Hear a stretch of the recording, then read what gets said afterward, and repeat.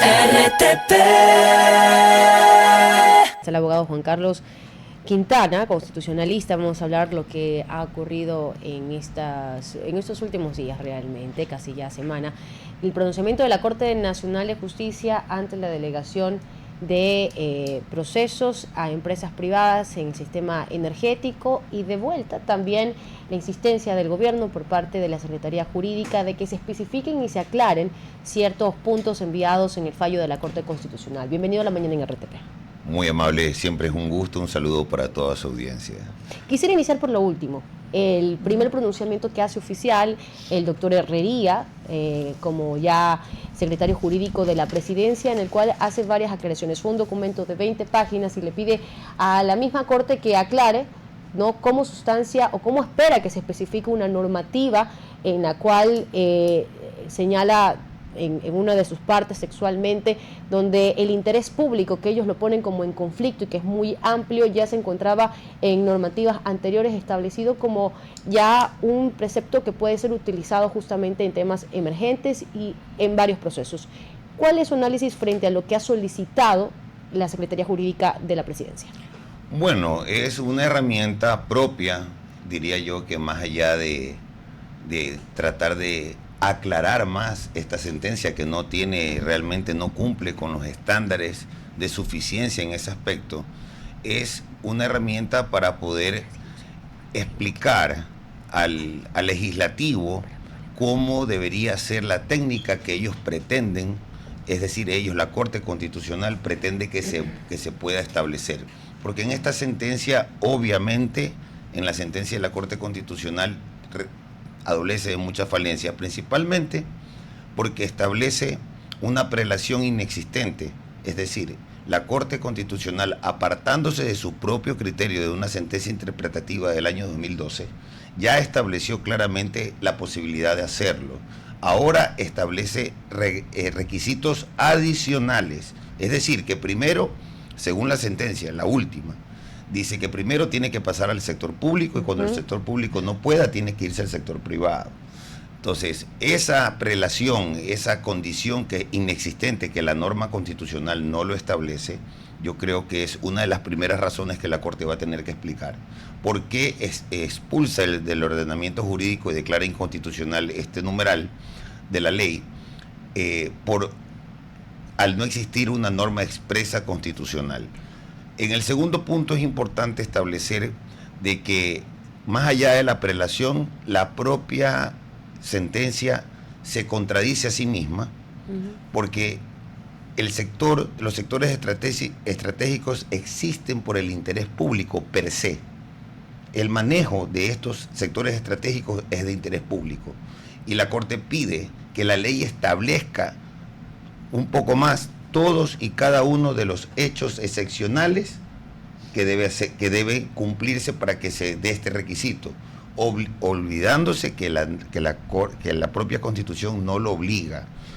Tercero, la parte más importante, que la reglamentación es la que establece, son los reglamentos, ni siquiera la ley. El principio de eficiencia se rige por los reglamentos y por la ley, en conjunto, no por la Constitución.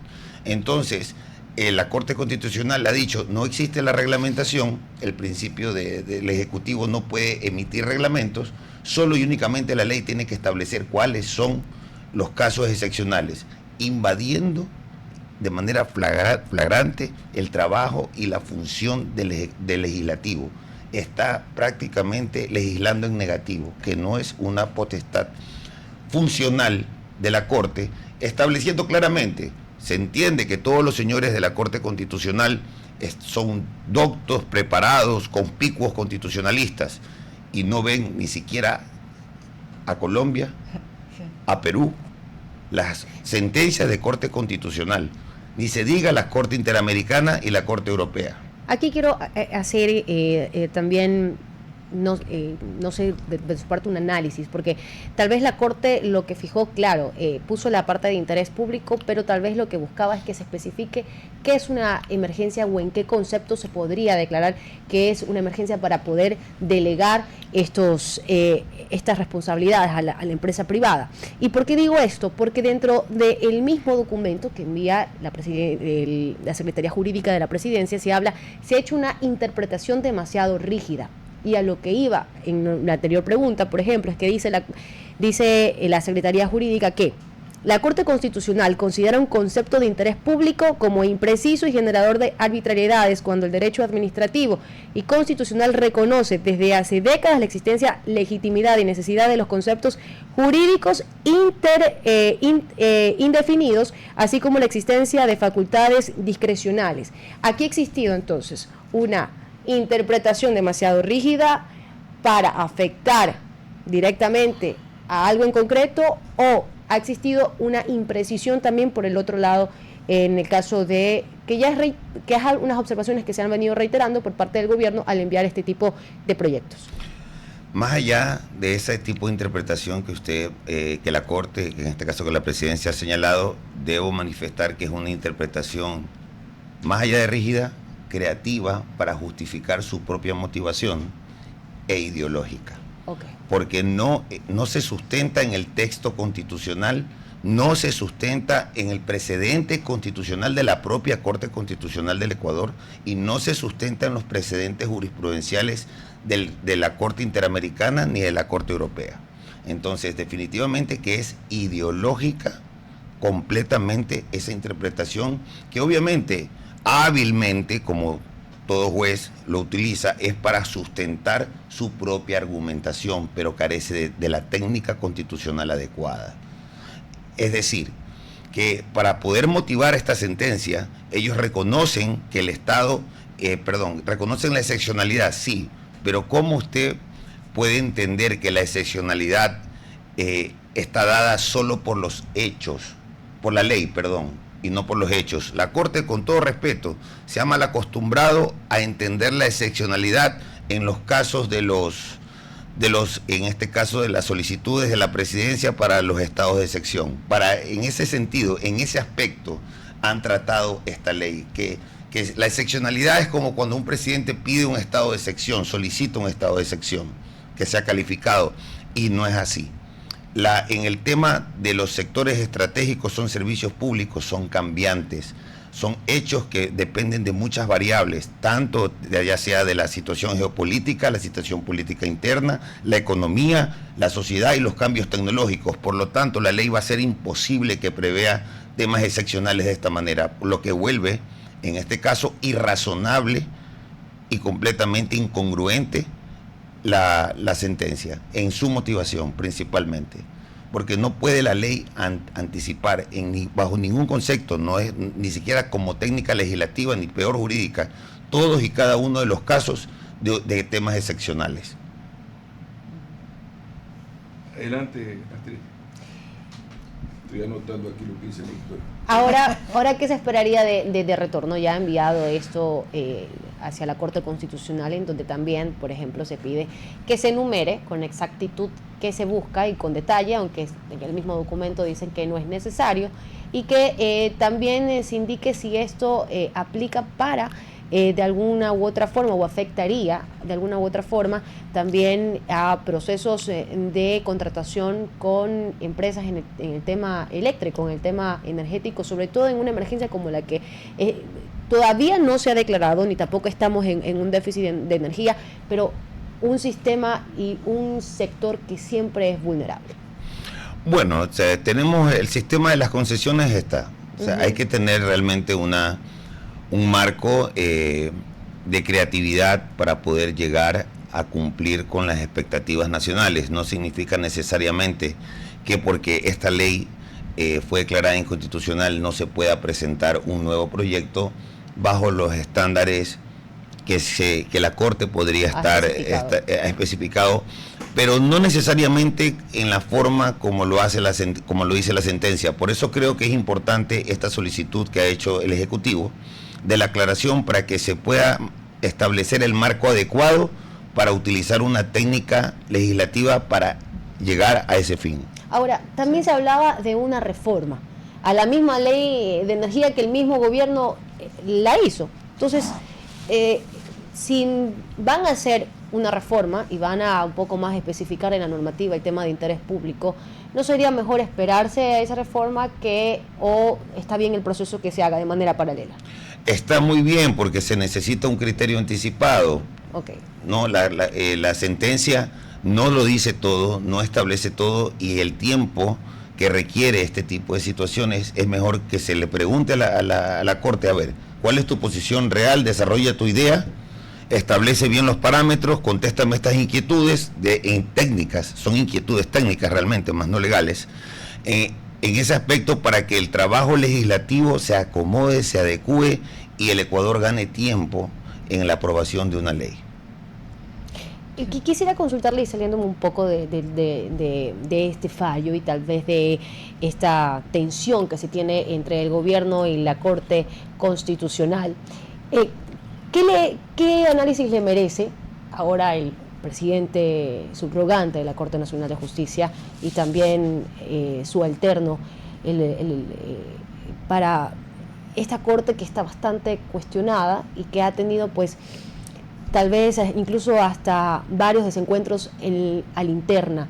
¿Cree que la justicia podría estar tomando un nuevo rumbo o nuevamente se está politizando el sistema judicial? Bueno, no podemos estigmatizar el tema político.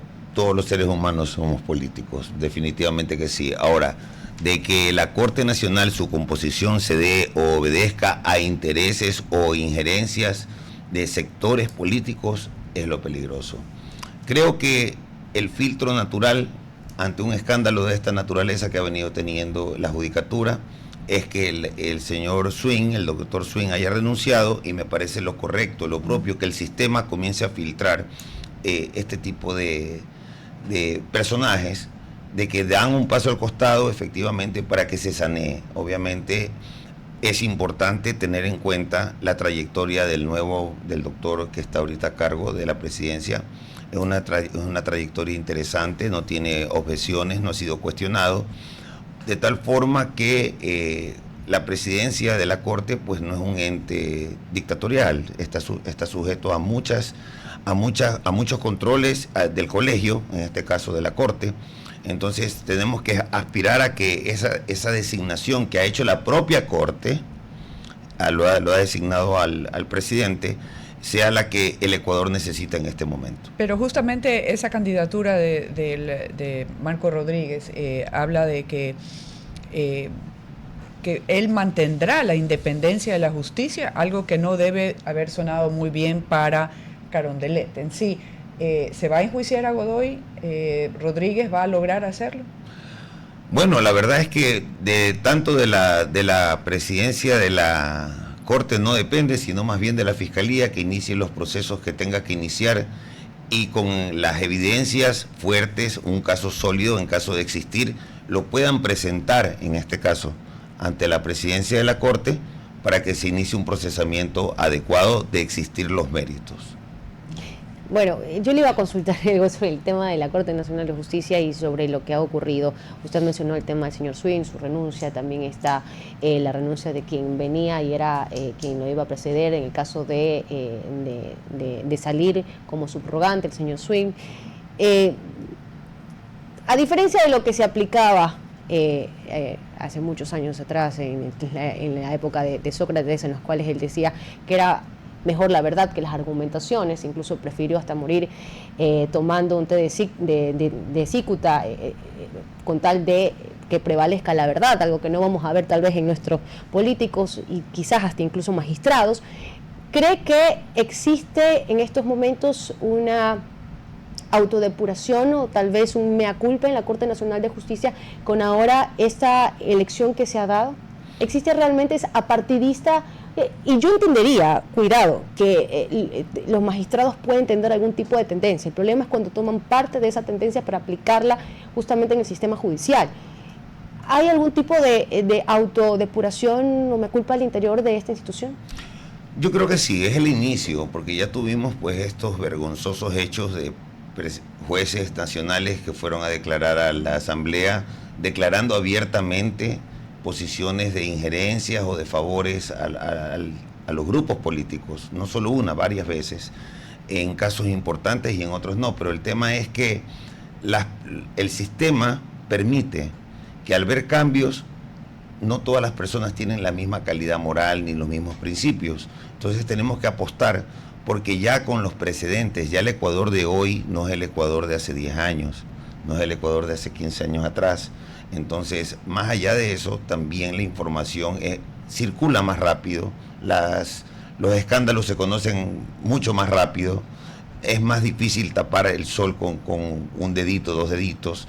Entonces sí es importante de que este nuevo grupo de jueces ya conoce a qué está expuesto en caso de estas circunstancias. Entonces sí hay un autolavado, una autodepuración, pero yo más diría por el sistema, por el tiempo en el que vivimos, más no...